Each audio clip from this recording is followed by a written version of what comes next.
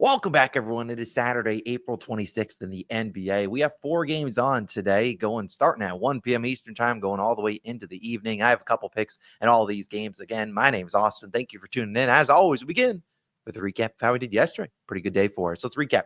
2-1. We had Anthony Edwards over 10.5 rebounds and assists. I'm kicking myself. I meant to check the odds of him to get 8 and 8 of each. If you did happen to play that,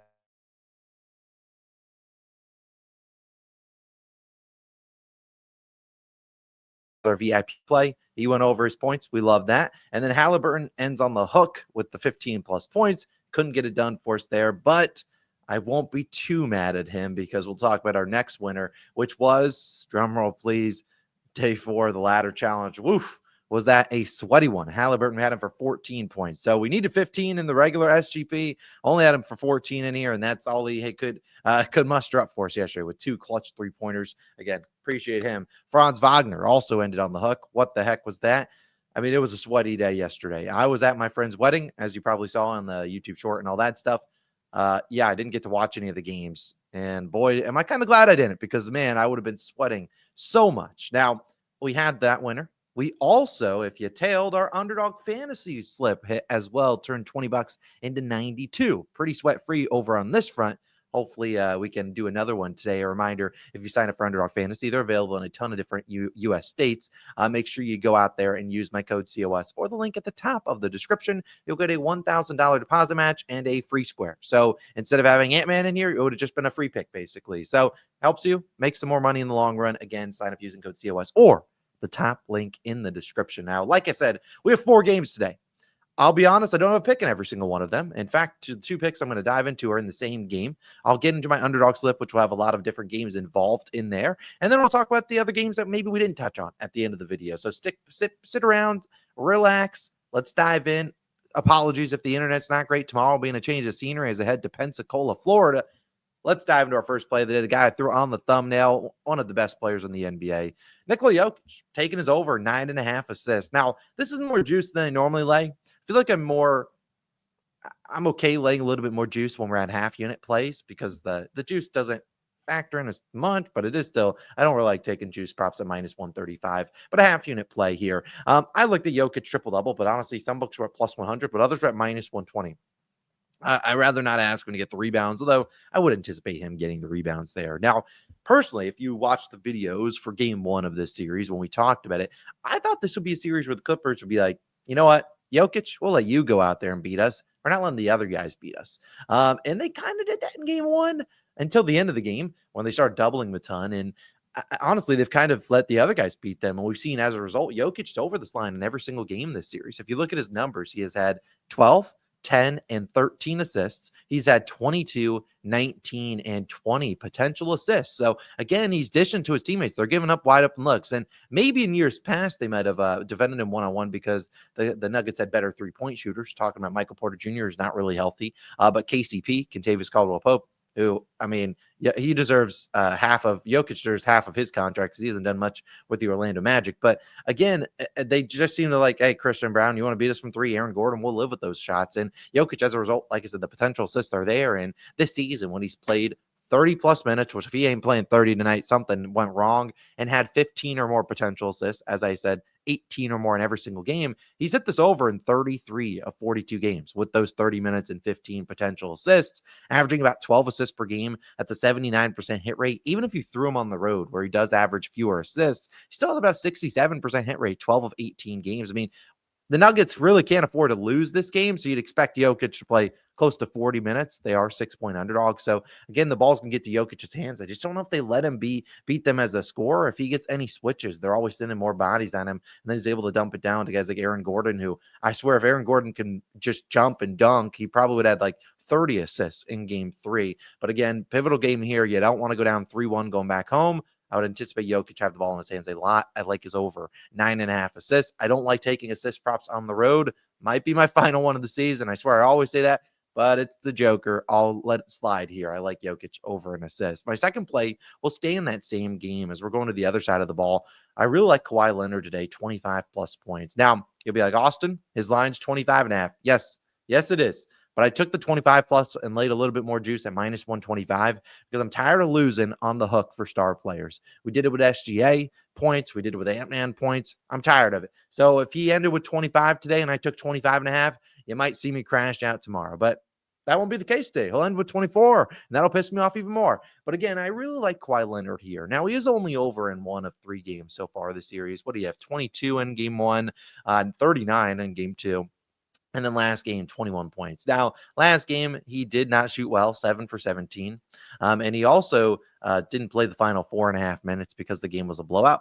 So if you look at Kawhi, even if those same shooting splits, 7 of 17, but the game is closer, he probably could get to the line because they normally run a lot of isolation for him in the fourth quarter. But regardless of that, in game 3, what happened? What went wrong for the Nuggets? Well, number one, their offense sucked. So they could look at that. They could look at their offense. They shot terribly from the 3-point line, had 16, 18 turnovers. That ain't going to work. But number 2, they let other guys get going on the Clippers. Most notably, Nicholas Batum making 4 threes. We can't be letting that happen. Derrick Jones Jr. even had double digits off the bench. Norm Powell, he had 20. He was an efficient 20. Again, I think if I am the Nuggets here, I'm coming in trying to get a game plan, trying to get a win on the road. What am I doing? I'm probably not wanting to let the role players get going. If Kawhi Leonard goes out there and shoots 30, scores 39, shoots 80% from the field, it's like kind of like you tip the cap, like whatever. We got wrecked by an all-time great playoff performer.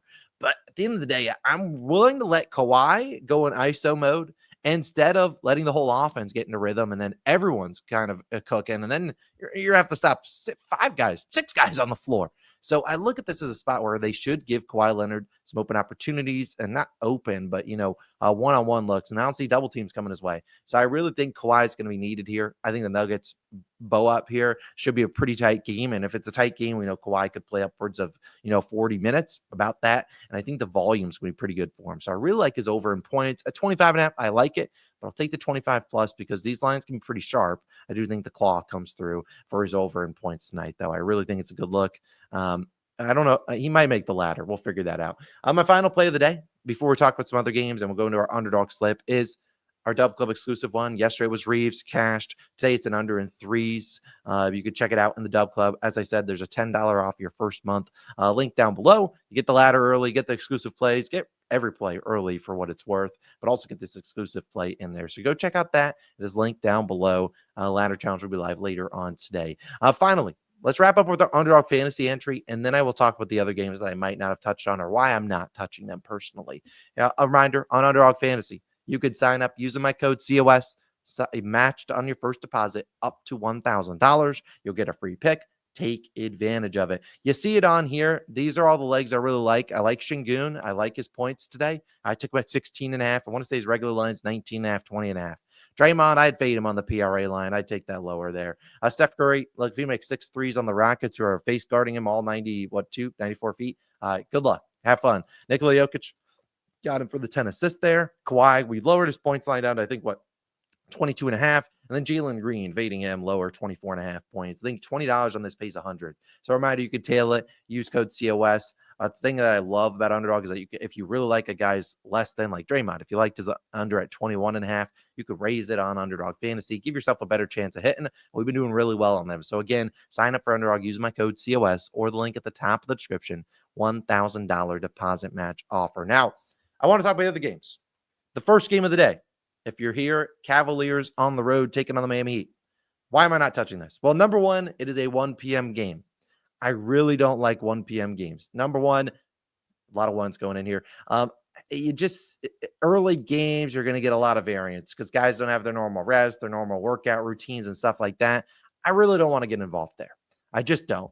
I mean, you could find some winners there. I know people only had Davion Mitchell, but with the Heat down 0-2, Eric Spoelstra, he's one of the best coaches of the NBA. And what he does with that is you never know you're going to expect. And in a game like this, he could throw anything at the wall. In game 2, he chucked out Nikola Jokic out there. I don't know. Could he go to Jaime Jaquez? Maybe. I'd rather not get involved, if I'm being honest. On the Cavalier side, I'd probably fade Donovan Mitchell's threes. I won't put that in the ladder. I really don't want to get involved in that game. But again, I really don't like that one. A 1 p.m. game, count me out. As for the next game, which would be Oklahoma City taking on the Memphis Grizzlies, the Thunder, right? They're trying to close out that series. They're up 3-0. Is that the only game 4 today? No. Well, no, you have the Nuggets game 4. Well, I didn't realize the Cavs and Heat are the Cavs and why the heck are they a game behind? I don't know. Whatever. Yeah, that game, 15-point spread. Ja Morant's out. If I had an under in there, I'd probably put on Jaren Jackson Jr. Under whatever his points, but I don't really know if I want to get involved there. I don't really love fading guys at home, although I guess I did it with Franz Wagner yesterday. But Jaren might get a lot of usage. Could be final game of the season. I won't probably touch that game for the ladder for being a square. I mean, we're not probably touching that. But again, the Grizzlies, no Morant. What the heck's going to go down?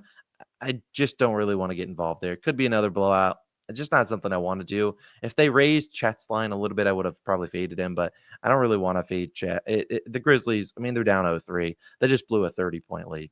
What kind of vibes are we having in that game? Also, another early game at 3:30. Those are always just weird games. I'd rather not touch it. And then you got the Nuggets and Clippers, which we already touched on, 2 picks there. And then Rockets and Warriors, with the Warriors 3.5-point favorites. I didn't really love props on the Warriors side because I don't really know if Jimmy Butler's playing as I record this. But if he plays, cool. I kind of would lean towards PointsBet, but I don't know his health status either. But I mean, if you watch how they even defended him with Jimmy Butler in the game, they are not going to let Steph Curry beat them. They will try their hardest, at least, to let that happen. It's still Steph Curry.